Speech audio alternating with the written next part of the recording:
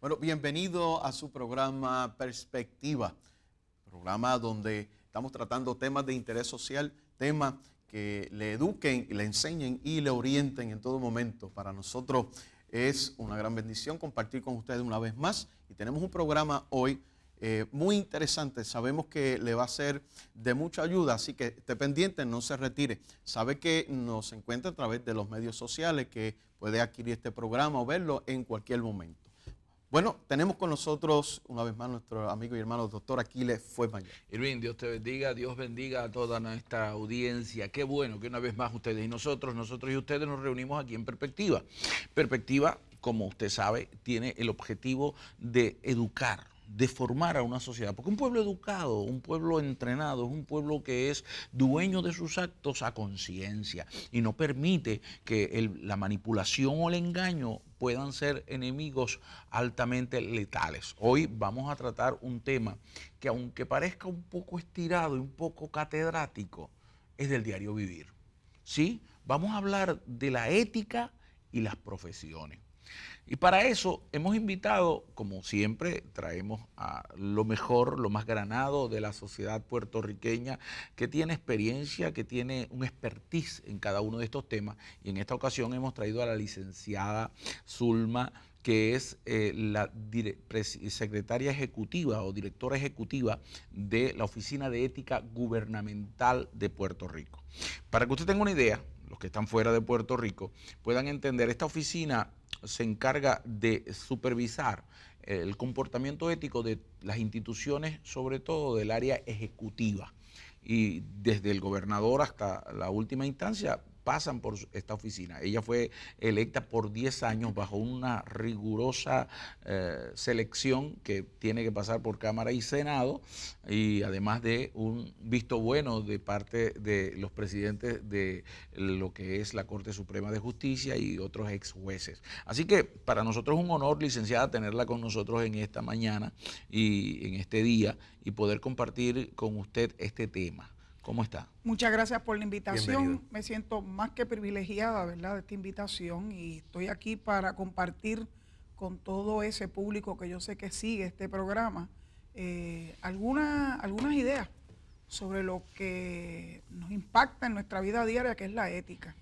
La ética, mencionamos la ética en las profesiones, la ética en el comportamiento, en el diario vivir de todo ciudadano, es algo que no se puede soslayar, es algo que siempre tiene que estar presente en nuestras actuaciones, más que en nuestro verbo, en nuestras actuaciones.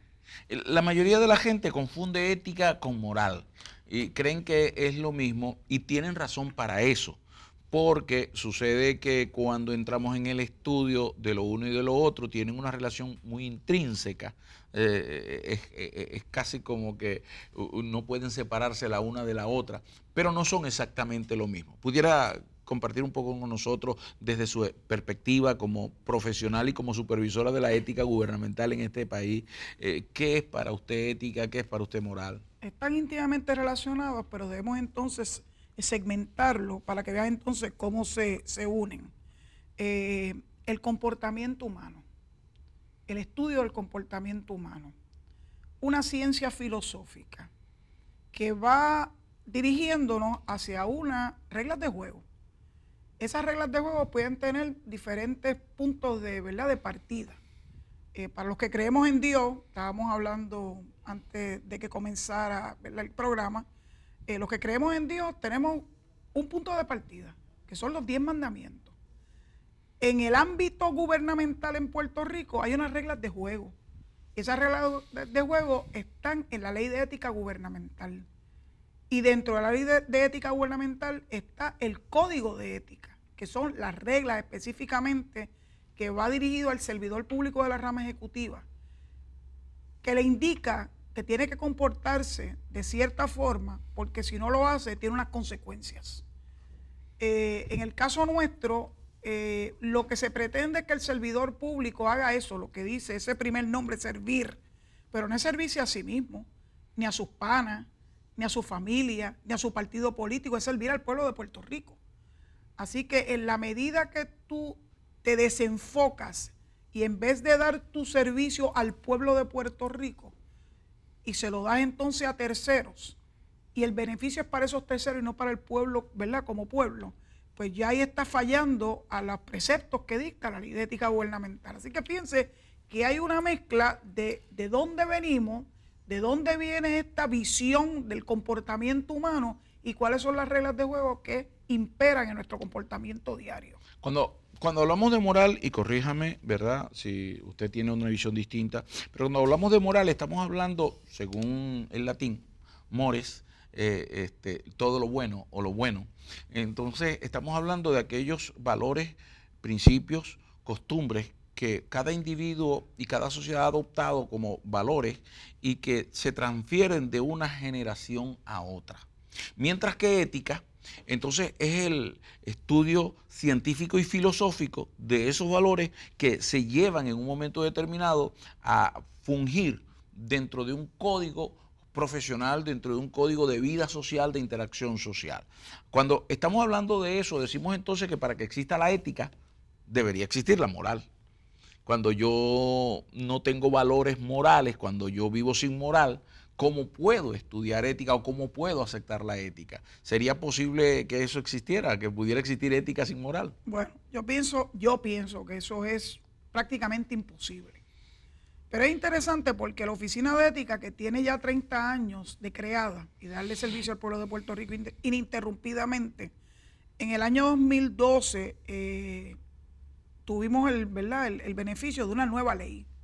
Esa nueva ley tiene un punto de partida que no tenía la anterior ley, y son los valores. Porque es que tú no puedes hablar de un código de ética si tú no lo enmarcas en los valores. Entonces, establecimos cuáles eran los valores que íbamos a promover. Y los valores son muy sencillos, los conocemos todos: el respeto, la responsabilidad, la bondad, el civismo, la justicia y al final la confiabilidad. Porque si tú no sigues los primeros 5, es poco probable que la gente confíe en ti como persona o como gobierno. ¿Y por qué hablamos de los valores? Porque a muchas personas se les hace un poco difícil entender las reglas de juego si no están enmarcadas en esos valores. Y esos valores van dirigidos a cualquier servidor público, sea una persona erudita que tenga mucha educación o sea una persona con poca educación. El punto de partida siempre de los valores es tu crianza. ¿Qué fue lo que tú recibiste de tu crianza en tu hogar, de la iglesia a la que tú asistes, de tus maestros? Y luego entonces cuando entras al servicio público se supone que todo eso que tú has recopilado a través de tu vida se convierten en tu día a día, en cómo tú te comportas diariamente, y por ende el tener unas reglas de juego se te hace fácil cumplirlas porque parten del mismo precepto. De la misma base. Pudiéramos llamarlo un estilo de vida, unos paradigmas que son los que me rigen, no de forma punitiva, sino más bien de forma tal que se convierten en una identidad, en lo que yo mismo soy. Por eso es el hecho de hablar de ética se refiere a un código interno de valores que yo he establecido, que aunque no es punitivo literalmente, aunque en su caso pueden convertirse en punitivo, en realidad la ética en general no es punitiva. La ética está tratando de establecer una línea y decir, bueno, por aquí deberíamos caminar. Ahora, la pregunta interesante es, porque el hecho de hablar de la ética en las profesiones, y deberíamos definir qué llamamos profesiones, qué es un profesional, porque de pronto llamamos profesional a cualquiera. Y entonces, ¿qué es un profesional? Bueno, un profesional puede ser una persona muy instruida, pero también puede ser una persona con poca instrucción, pero mucha educación. Y puede ser un perfecto profesional en el campo que eligió para desempeñarse, particularmente para ganarse sustento, ¿verdad?, suyo y de su familia. Lo que ha ocurrido es interesante porque, como venimos de una sociedad que tenía en sus orígenes unos principios muy bien enmarcados y que se fue transmitiendo de generación en generación principalmente a través del entronque familiar. Eso se fue difuminando con el paso de los años. Y entonces cuando una persona elegía una profesión en la que fuera y no tenía ese hilo conductor de unos valores, pues podía ser un excelente profesional, pero podía tener unos déficits muy grandes, éticos y morales. Y entonces se justifican. Ese es el problema que tenemos. Se justifican y al justificarse es que comienza a meterse en problemas. Permítame detenerla aquí porque es muy interesante lo que usted está planteando y para nuestra audiencia y tratar de ver si es lo que estoy entendiendo. Usted me está diciendo a mí que la profesión es un individuo que se prepara adecuadamente para como persona servir a su sociedad desde su trabajo, desde lo que hace bien. Por lo tanto, necesita que además de ser un hombre o mujer preparados, altamente calificados, con las destrezas necesarias para ejecutar su trabajo, tenga los principios éticos necesarios para actuar como ser humano en pro de esa sociedad. No sé si es eso más o menos lo que me está planteando. Estamos en la misma línea, pero a mí me gusta hablar de ejemplos. Okay. Porque a veces en la teoría nos perdemos. Y la idea es que todos podamos, ¿verdad?, entenderlo desde lo más básico. Hace varios meses yo di un curso a servidores públicos de un municipio y ahí estaban todos, ahí estaba desde el señor alcalde hasta los que están en el área de mantenimiento. Entonces uno de ellos, los de mantenimiento, me preguntaron si era aceptable que luego de que terminara su jornada de trabajo, él pudiera utilizar sus instrumentos de trabajo, particularmente me habló del trimmer. Yo creo que todo el mundo conoce lo que es el trimmer, ¿verdad? Sí, en jardinería, la cortadora de grama. Si él podía utilizar el trimmer fuera de horas laborables para ganarse unos pesitos adicionales. Y bueno, pues si el trimmer es suyo, yo no tengo ningún problema. Pero si el trimmer es equipo del municipio, usted no lo puede utilizar para beneficiarse. Usted tiene entonces que comprar el suyo propio. Dice, bueno, lo que pasa es que cuando yo estoy pasando el trimmer por las urbanizaciones o por los campos, la gente me para y me dice, oye, ¿no puedes entrar un poquito aquí a mi casa para que me pases un poquito? Porque mira que la grama me ha crecido. Y entonces yo le dije, pues dime cuál es la contestación a esa pregunta. Y se quedó como que en cero. Porque tenía duda, porque al fin y a la postre le estaba dando un servicio a su comunidad. Pero el servicio a la comunidad paraba en el momento en que había una verja que decía, esto es público y aquello es privado. Y a veces a la gente se le hace difícil entender eso. Eso que parece ser tan sencillo. Ahora vamos a traernos a una persona que está a otro nivel. Es lo mismo. Cuando tú das un servicio, tú lo das siempre enfocado en que lo tienes que dar para la comunidad, para el pueblo. En que como profesional estás administrando algo que le pertenece a muchos. Exacto.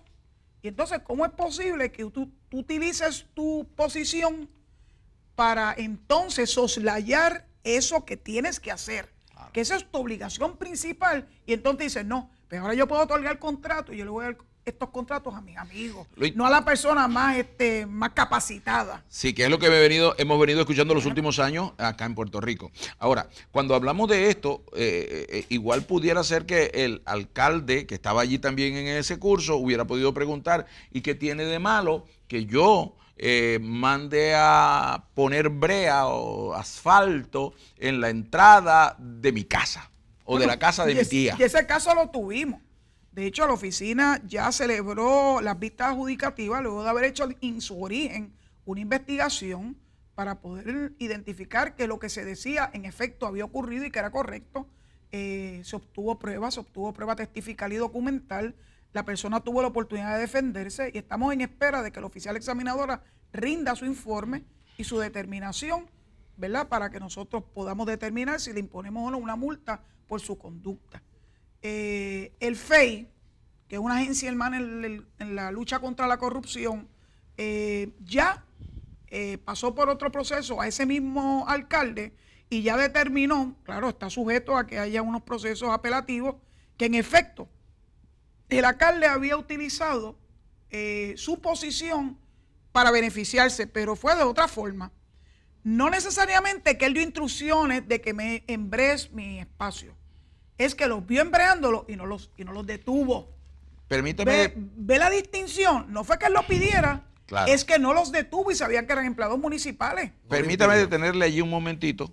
Vamos a tener que hacer una pausa, pero le voy a dejar una pregunta en el aire. ¿Quiere decir entonces que cuando yo, porque quiero hablar de esto, usted lo acaba de tocar, cuando yo no sigo los códigos de ética que deben regir en mi profesión, puedo estar cayendo en corrupción? Sin No me duda. responda ahora y vamos a ir a la pausa. Muy bien. Vamos a una pausa, estamos compartiendo con la directora, licenciada Zulma Rosario, directora de la Oficina de Ética Gubernamental. Así que no se vaya, volvemos enseguida aquí en Perspectiva.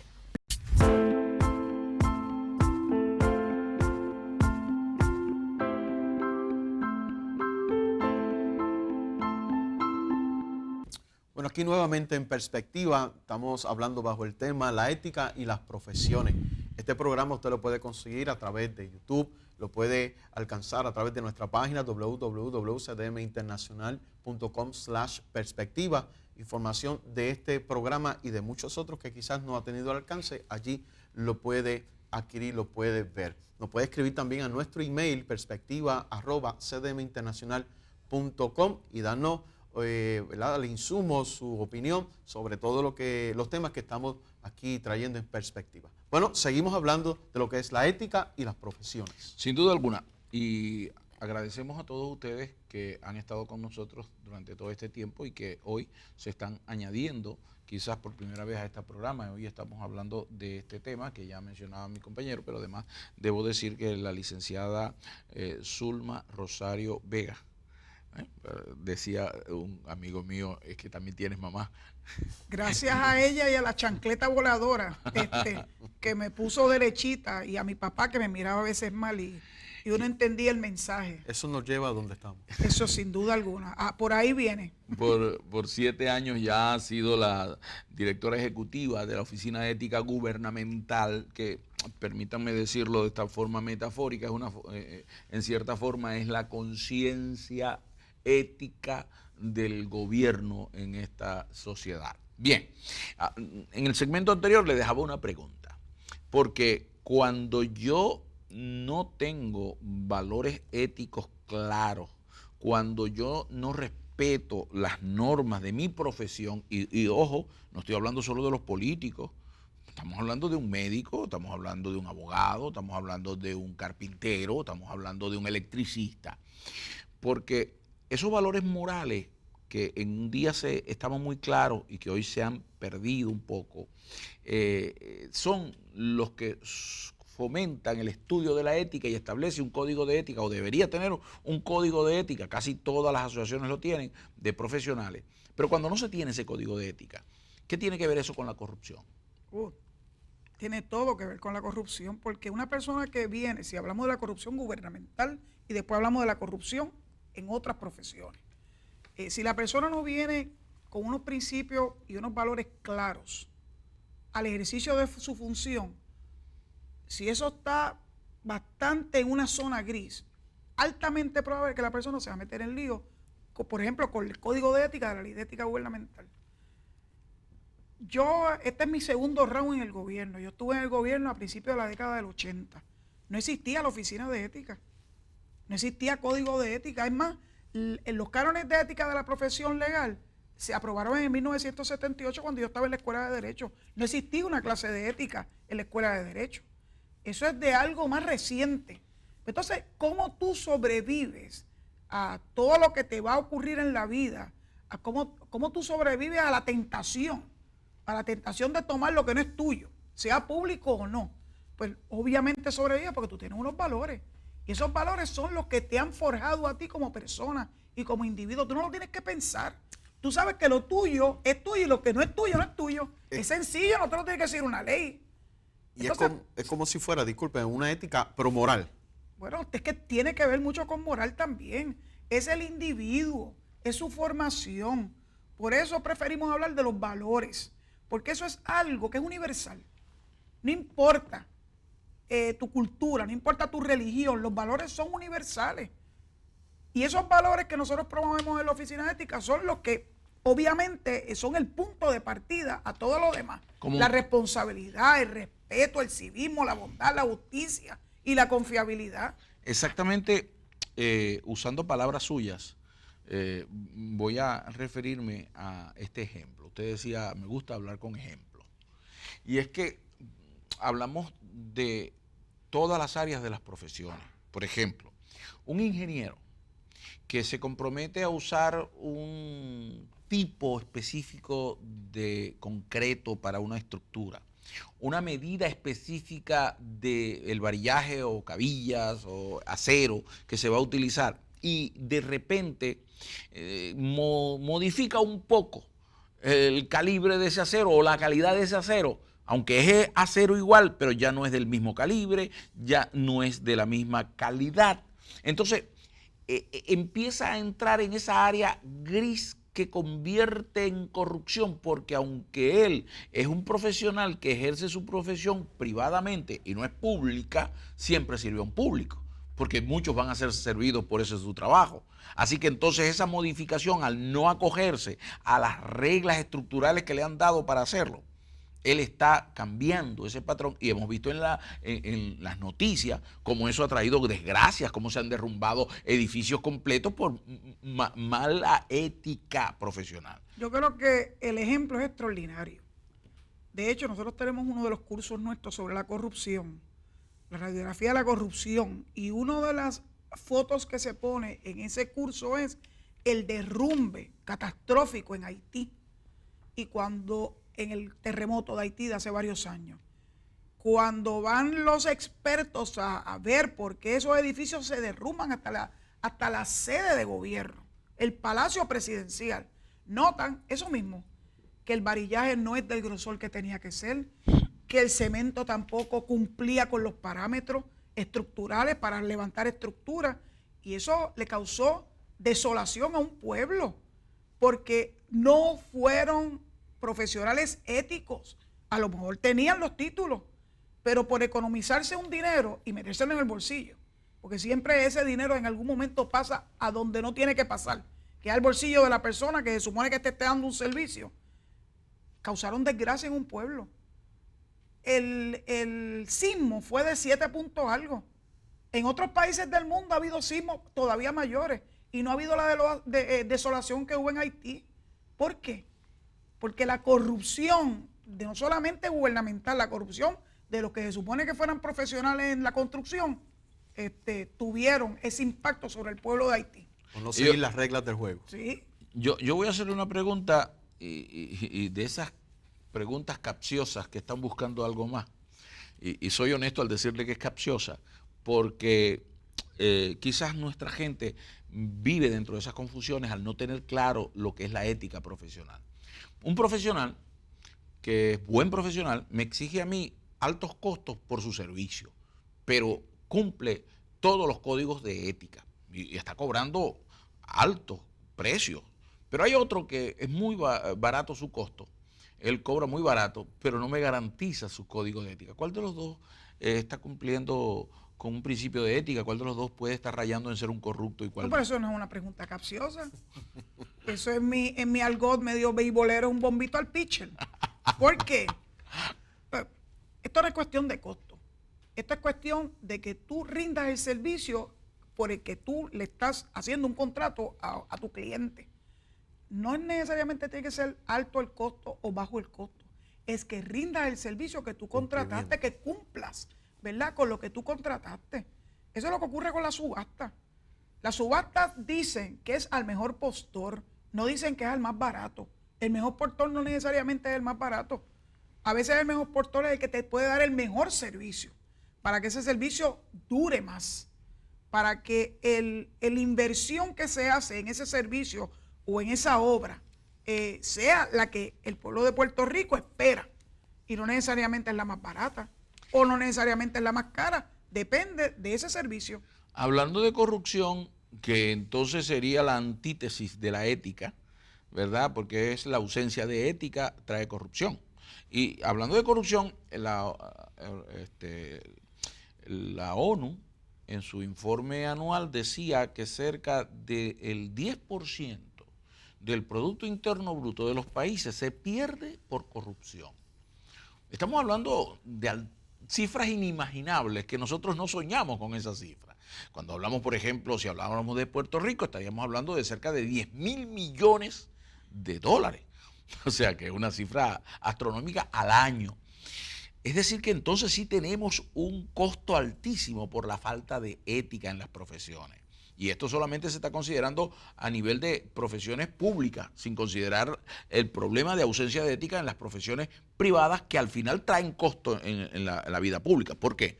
Porque un profesional que construye mal puede traer daños a vidas que luego ¿dónde van a parar? Al servicio de salud que vamos a tener que costear. Entonces, a eso nos estamos refiriendo. ¿Cómo podría usted definir, con qué colores usted podría definir la gran problemática que tiene la ausencia de ética o del respeto a la ética en las profesiones? Bueno, hay muchos costos. Pudiéramos hablar, el costo más fácil de cuantificar es el económico. Eso ya la Oficina de la Contralora de Puerto Rico lo ha cuantificado. Las pérdidas que tiene el pueblo de Puerto Rico por los actos de desviación de los procesos, que son actos de corrupción, cuando uno lo viene a establecer. Eso ya está establecido, pero hay un costo peor. Es el costo de la dignidad de un pueblo que se siente que no le están dando los servicios que merecen y por el cual eligió, ¿verdad?, a unas personas para dirigir los destinos del pueblo. El costo es mucho más elevado, es un costo moral. Es un costo de que la gente se sienta indignada o se sienta apesadumbrada por las cosas que ocurren en nuestro país. Yo no quiero decir que esto ocurre solamente en Puerto Rico, usted lo dijo. Esto es una cosa terrible mundial. De hecho, antes de ayer fue el Día de la Lucha contra la Corrupción, establecido por la ONU desde el 2003. Y el lema es: rompe la cadena de la corrupción. La corrupción empieza desde las cosas más simples. Cuando tú te haces de la vista larga, cuando tú le permites a tu hijo llevarse algo que no es suyo sin haberlo pagado y pensar que, bueno, eso es un supermercado y es millonario. Los otros días lo estábamos viendo en las noticias. El costo que tiene para el pueblo de Puerto Rico el que alguien se apropie de una mercancía de un supermercado es millonario. Y entonces, ¿cuál es el efecto? Pues que me van a subir los precios. ¿Pagamos justo por pecadores?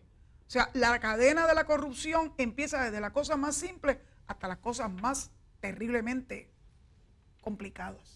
Volvemos entonces al inicio de que los valores morales que yo transmito en discurso y en modelaje a mi generación descendiente son los que van a ser soporte para que haya entonces la práctica de la ética en las profesiones.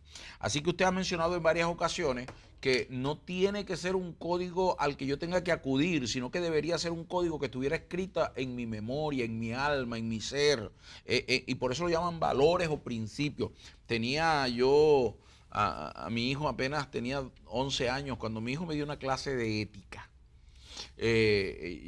Como pastor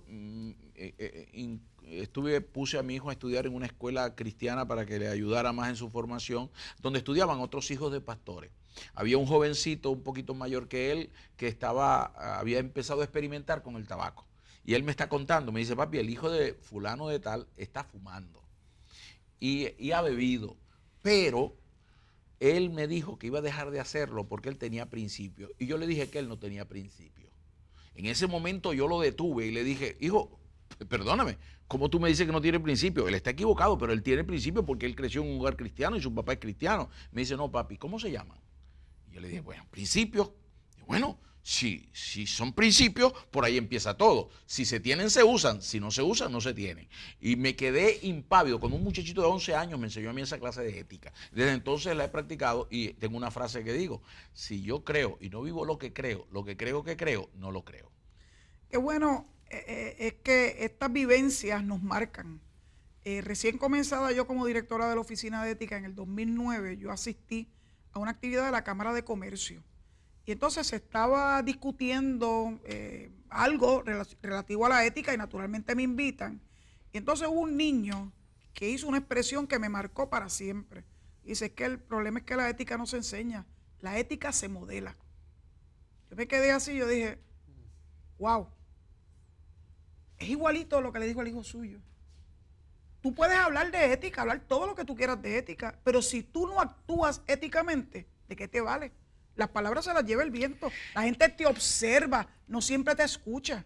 Una cosa que me gustaría que ampliáramos un poquito más es el costo social de la falta de ética, porque no solamente tiene que ver, aunque su especialidad es con la parte ejecutiva de un país, de gobierno, pero también vemos, por ejemplo, cómo el aspecto jurídico, como y usted es abogado, cómo la injusticia en una sociedad tiene altísimos costos y muchas veces la injusticia lo que es la ausencia de ética en quienes tienen que ejercer su trabajo. Una de las cosas que decía Martin Luther King, que una violación a la justicia en cualquier parte es una injusticia al mundo entero. Yo creo que tenemos una razón para entender que este es un tema que debe ser tratado con urgencia, pero tenemos que ir a la pausa. Cuando regresemos me va a dar esa respuesta. Claro que sí, y aprendemos, ¿verdad?, que no es solamente la teoría de la ética, sino que es la práctica. Estamos compartiendo con la licenciada Zulma Rosario, directora de la Oficina de Ética Gubernamental aquí en Puerto Rico. Bueno, no se vaya, volvemos enseguida después de esta pausa aquí en Perspectiva. Aquí nuevamente en Perspectiva, estamos dialogando bajo el tema la ética y las profesiones. Tenemos nuestra invitada licenciada Zulma Rosario de la Oficina de Ética Gubernamental. Y el tema, como decimos buen puertorriqueño, pica y se extiende. Vasto por demás. Seguimos en términos beisbolísticos, ya que ella refirió en estos momentos. Ella hizo el primer lanzamiento. Sí, dijo que era un bombito al pitch de la pregunta. Yo le voy a decir una cosa, es capciosa, porque muchos de nosotros consideramos la vida en torno a costos, a precios, y el valor no es exactamente lo mismo que el costo económico o monetario.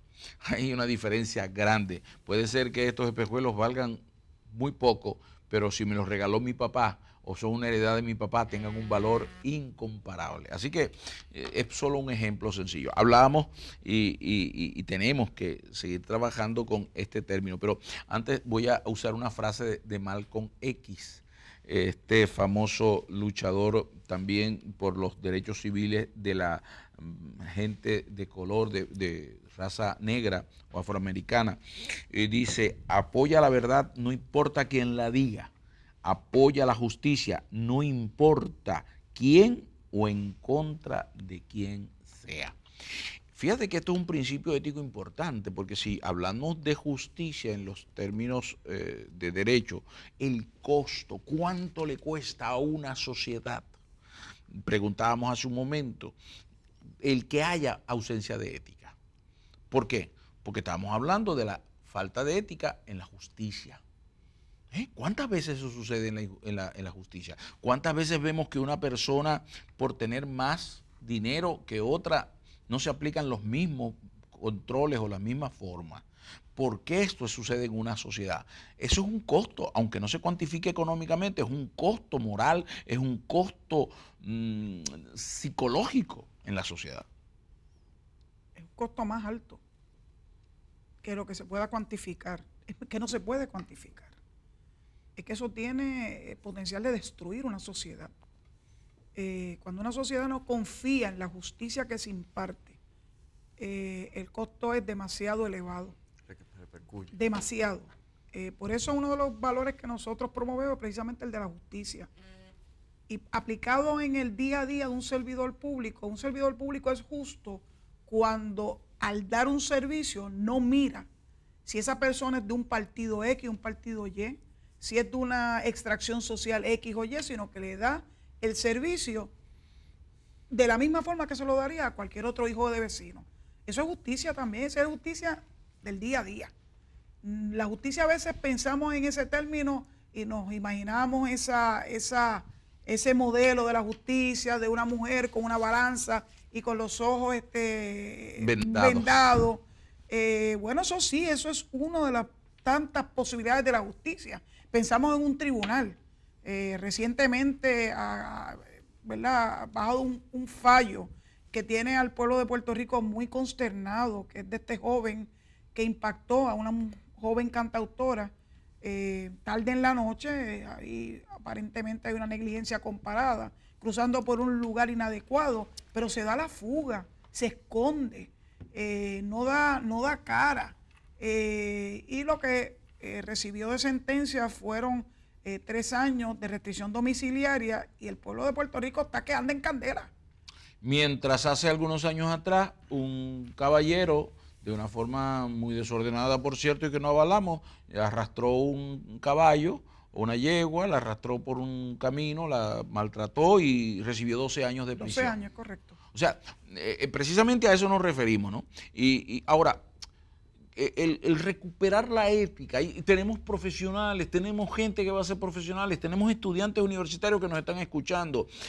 ¿Qué es la ética realmente en mi vida diaria? ¿Es una brújula o es una regla pasada de moda? ¿Es un mapa que me guía o es sencillamente cosas de viejo y de una sociedad arcaica? ¿De qué estamos hablando cuando estamos hablando de ética en las profesiones? Bueno, la evolución de las profesiones, por muchos años se daba clase teórica. Y se daba un espacio, ¿verdad?, de ponerlo en ejecución. Pero la parte ética se soslayaba. Y es interesante porque cuando nosotros adoptamos Tus Valores Cuentan hace 5 años, casi 6 años, la persona que creó este proyecto en Estados Unidos es el doctor Michael Josephson, de Character Council, una organización que tiene casi 30 años de existencia. Cuando él se desempeñaba como profesor en una de las universidades más prestigiosas de los Estados Unidos, él se dio cuenta que tenía estudiantes brillantes, que sacaban unas notas espectaculares de derecho, salían muy bien en las reválidas, pero cuando se enfrentaban con el día a día en la vida, se colgaban. Se colgaban en la vida, se colgaban en las actuaciones. El fin justifica los medios. Al fin y a la postre, yo lo que tengo es que defender a mi cliente, no importa de qué forma. Y él se asustó y él dice que eso no es. ¿Dónde se perdió la conexión entre la profesión y el comportamiento del profesional? Entonces, pues él se puso a estudiar, le convocó a un grupo de personas y se dieron cuenta que eso venía arrastrándose desde la niñez. Y esa niñez impactada por el hogar que lo criaba, por la escuela que los educaba y por las universidades que le daban su profesión. Esa ausencia de ética en toda esa trayectoria de vida lo preocupó y ahí fue que creó entonces Character Counts. Y eso es un programa que existe todavía, lamentablemente en Puerto Rico no continuó, no porque no quisiéramos, nosotros hicimos todo el esfuerzo, pero la oficina lo mantiene, porque todos nuestros adiestramientos, el entronque, el punto de partida son los valores, esos valores. Y ha tenido un éxito. No solamente en Estados Unidos, él lo llevó a Colombia, ha tenido un éxito extraordinario. ¿Y qué está pasando en Colombia? De aquel caos que existía en Colombia, Colombia se está renaciendo como el ave fénix. Y gran parte de eso es cómo el pueblo colombiano ha empezado a ver, se ha empezado a, ¿verdad?, a la introspección de que tú tienes que tener un punto de partida de valores. No importa lo que tú hagas en tu sociedad. Y eso le ha dado otro giro al pueblo colombiano. Yo aspiro a que el pueblo de Puerto Rico dé ese giro. Ahora, son muchas cosas y para mí yo tendría material para hacer 3 programas con usted. Porque hay algunas cosas que pienso, por ejemplo, pienso ahora mismo cómo nos cuesta a nosotros el recogido de basura. Pero no solo porque sea difícil o porque tenga costo, sino porque nosotros no tenemos la ética. Y aquí vale el principio ético de que yo vivo en sociedad y yo debo respetar el derecho de los demás de tener su área limpia, el área común. Pero como a mí no me importa porque otro la va a recoger, pues yo ensucio y echo la basura frente a la verja del vecino o de otro sector distinto al mío. Estamos hablando de que esta ausencia nos afecta en todos los sentidos. Vemos a un profesional de los medios de comunicación que tiene una cámara como nosotros, que tiene un micrófono delante de sí, y en vez de ayudar a elevar el nivel de pensamiento, de frases, de léxico de una sociedad, lo baja a los niveles más profanos y prosaicos posibles. vemos algo terrible. O sea, estamos entonces en medio de lo que se conoce como lo peor de las consecuencias del posmodernismo, donde no hay regla ninguna, donde todo es según el cristal con que se mire y donde la subjetividad depende de los individuos. Yo pregunto, ¿quiénes son los aliados más directos que puede tener la Oficina de Ética Gubernamental? Para hablar en Puerto Rico, ¿quiénes son o deberían ser esos aliados?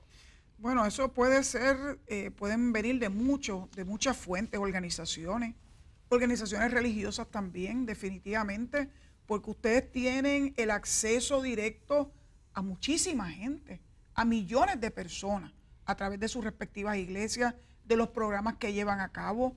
Y si el mensaje que se lleva es un mensaje que esté, ¿verdad?, alineado con la cuestión ética, con la cuestión de valores, eso va a tener un impacto sobre el resto de la sociedad.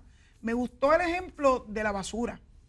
Nuestros vertederos ya quedan muy pocos. ¿Qué vamos a hacer con la basura? Pues parte de nuestra responsabilidad es reciclar. Definitivamente, o sea, es muy fácil tú depositarlo todo en la basura. Cuando es un poquito más complicado, pero una vez tú te acostumbras, te garantizo que es muy fácil depositar el aluminio, el plástico, el papel, para que eso pueda ser reutilizado y no vayan a parar a los vertederos. Y redundaría en un beneficio al bien público, al municipio, porque lo recicla y de él recibe una ganancia que puede ser reinvertida en la sociedad. Eso es correcto. En la oficina nosotros estamos bien, pero bien comprometidos con el respeto y la responsabilidad a nuestro medio ambiente. Por eso tenemos 1.400 placas fotovoltaicas, así que creemos en la energía renovable y entonces redunda en el costo, porque de 24.000 que se pagaba mensualmente por, ¿verdad?, de la factura de la luz, ahora lo que se paga es 4.000. Y entonces nosotros estamos utilizando mejor el dinero del pueblo de Puerto Rico, recolectamos el agua de lluvia y la reutilizamos, reciclamos, pero de una forma bien enérgica en la oficina, y eso ha tenido un efecto económico sobre el uso, ¿verdad?, de los dineros públicos. Aquí pudiéramos decir que esta es la ética puesta en práctica y está redundando en beneficios, así como vamos hablando de los maleficios que trae la ausencia de la ética en las profesiones a toda la sociedad, desde el ámbito público, el ámbito privado. También estamos hablando de los beneficios que puede traer aquí en pequeña escala, pero que si todos nos asumamos en ese propósito, usted estaba hablando del renacer de una sociedad como la sociedad colombiana, que la conozco muy de cerca, y hace pocos años atrás era una sociedad que iba en declive terrible, destruyéndose, y hoy, aun sin ser perfecta, ha mejorado muchísimo gracias a que muchas cosas positivas y muchos valores éticos se han recuperado. Otros no han podido, pero algunos se han recuperado, y eso se ve en un efecto casi inmediato. Pudiéramos decir entonces que gran parte de la situación crítica que vive nuestra sociedad es culpa de nosotros al haber perdido los valores y por lo tanto no tener ética en nuestra vida profesional como servidores de una sociedad. Yo no tengo la menor duda de eso. No tengo la menor duda. Como les dije, cuando yo entré en el gobierno para la década del 80 no existía una oficina de ética, y el comportamiento de los servidores públicos era un comportamiento razonablemente alineado con esos valores y con esos principios, y no había una oficina dando fuetes ni sacando la chancleta, ¿verdad?, para decir, mira, eso no se hace. Una pregunta práctica. Así que no tiene nada que ver, o sea, sí tiene todo que ver el que retomemos esos valores, no solamente los retomemos, sino que lo modelemos. Y el modelo es desde la casa, en la iglesia, en la escuela, en todos los ámbitos de la vida. Una pregunta práctica muy común hoy en día. Llegué a una oficina, no voy a decir cuál para no caer en esa controversia, pero una oficina de servicios públicos básicos de Puerto Rico. Había quizás unas 2 o 3 decenas de personas en fila esperando que le atendieran. Entre ellos había viejitos, o habíamos viejitos, y habíamos personas con impedimentos. Y en la fila que estaba, el caballero, yo lo vi y estaba con el teléfono haciendo algunas cosas y llamando, y yo le tomé una foto. El guardia se me acercó y me dijo que con qué derecho yo estaba sacando fotos, que no podía sacar fotos. Yo le dije, le respondí a esa situación, algunas cosas allí legales, y la foto quedó allí. Pero el asunto está en que ese profesional que está atendiendo a público no estaba en hora de almuerzo, estaba en su hora de servicio, está atendiendo asuntos personales a través de su teléfono mientras había una fila aquí. ¿Cómo calificaría eso la Oficina de Ética? Bueno, eso pudiera ser desde el punto de vista, ¿verdad?, de la ley de ética, una falta menor, pero no debe de ser una falta, porque esa persona está utilizando el tiempo y el dinero y la propiedad pública para beneficiarse. Y uno dice, ¿pero y qué tipo de beneficio? Bueno, pues se está beneficiando porque en vez de estar dando un servicio, él lo que está es resolviendo su asunto. A lo mejor estaba texteándose con alguien, a lo mejor estaba en Facebook, a lo mejor estaba en Twitter y no está dando un servicio, pero por ese tiempo se le está pagando. O sea que cualquiera que usa el tiempo por el que está cobrando para servir a otro en su propio beneficio, está faltando. Está violando la ley de ética sin duda alguna. Sea este un pastor, sea este un albañil, sea este un cajero, quien sea. Eso es así. Esto permea en toda la sociedad. No solamente podemos enfocarnos en el servidor público. Usted bien lo dijo. En todas las profesiones y en todos los ámbitos en los que nos desempeñamos. Y respectivamente de la educación. Eso es para todos. Pudiéramos decir entonces enfáticamente que si nosotros tuviéramos profesionales con mayores y más grados y más altos, elevados grados de ética, muchos menos problemas tendríamos actualmente en nuestra sociedad. Yo no tengo la menor duda de eso, sin duda alguna. Ojalá. Es interesante que usted planteaba que en el 78, yo lo veo como algo positivo, que todavía hasta el 78 no había necesidad de estar enfatizando la ética porque estaba tan clara y tan escrita en los genes de conducta de las personas, y hoy tengamos que estar peleando jurídicamente para que se cumplan esos mismos valores. En el 78 eran los cánones de ética de la profesión legal, en el 85 la ley de ética gubernamental. O sea que estaban más o menos en la misma época, pero era porque ya se estaban viendo los efectos de la falta de principios y valores. Y entonces ahí es que entonces se tiene que regular las profesiones, en este caso la profesión legal, y regular el comportamiento de los servidores públicos, porque si estuvieran portando bien no era. Tenemos que ir a la pausa, Irving. Interesante este programa. Bueno, volvemos aquí dentro de una pausa, así que no se vaya. Estamos hablando de la ética y las profesiones. No se retire, por favor.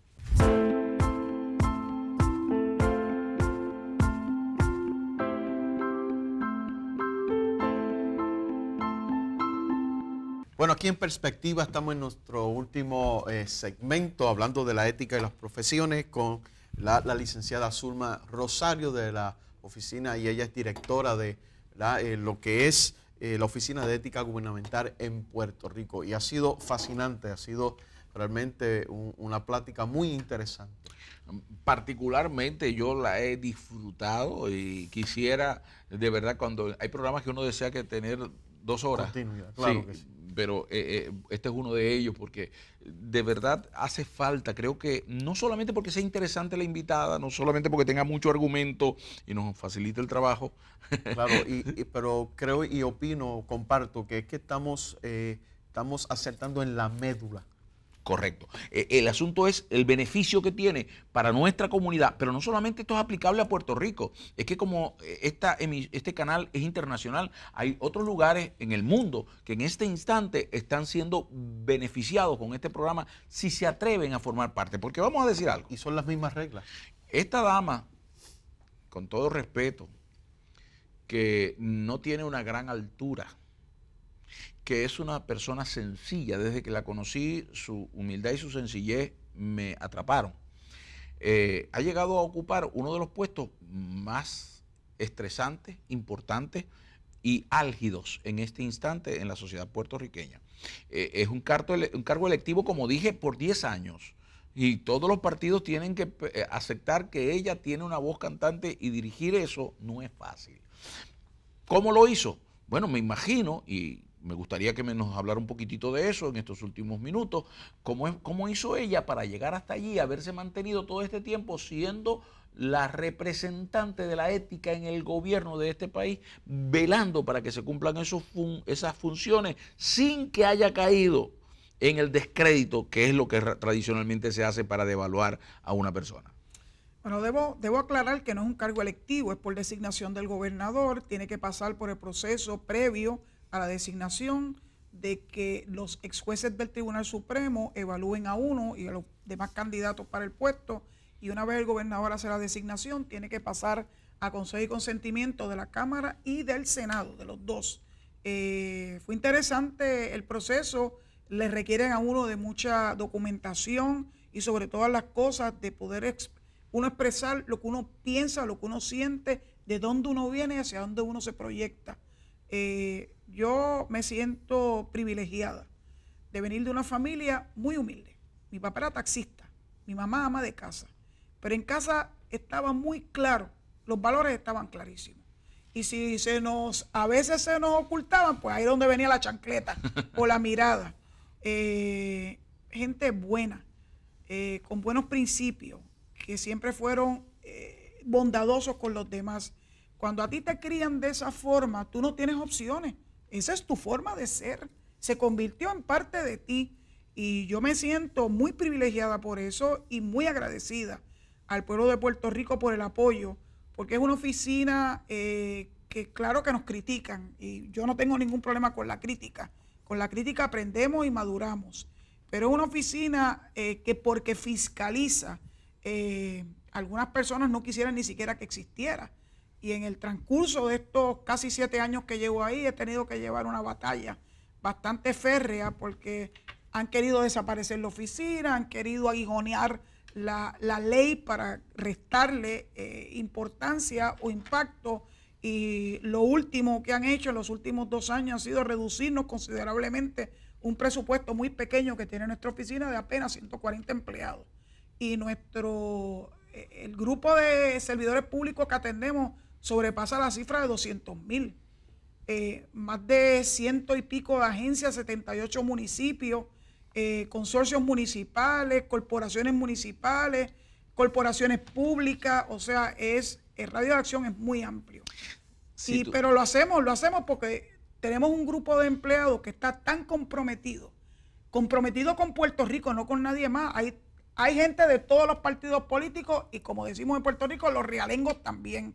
Pero su norte es el pueblo de Puerto Rico y eso es lo que hace la gran diferencia. Servir. Si tuviéramos que definir todo lo que hemos hablado en este programa con algunas palabras conclusivas, ¿cuáles serían las suyas? Es fácil decidir si te apegas a tus valores. Ese es el eslogan que hay en la oficina de ética. Es fácil decidir si te apegas a tus valores. Yo le podría añadir algo. Si no tienes valores, ¿cómo te vas a pegar a ellos? Así que tenemos que comenzar por tener valores claros y definidos.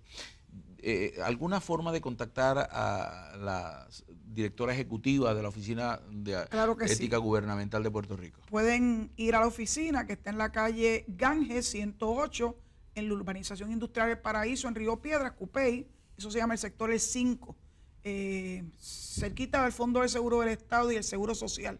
La gente se ubica. Se pueden contactar con nosotros a través de la vía telefónica 787-999-0246, que es nuestro cuadro.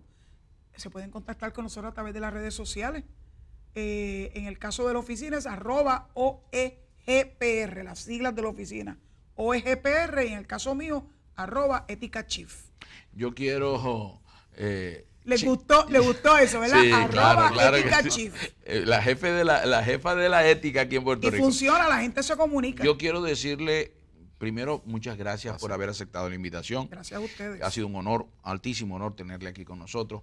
En segundo lugar, quiero ponerle al servicio lo que mi humilde persona, en el sentido de lo poco que yo pueda tener a su servicio, porque quiero a Puerto Rico, porque amo a Puerto Rico, porque necesita Puerto Rico recuperar valores éticos en lo que yo pueda servir, y espero que todos los que nos están viendo acá en Puerto Rico y fuera de Puerto Rico hagan lo mismo con la ética en las profesiones.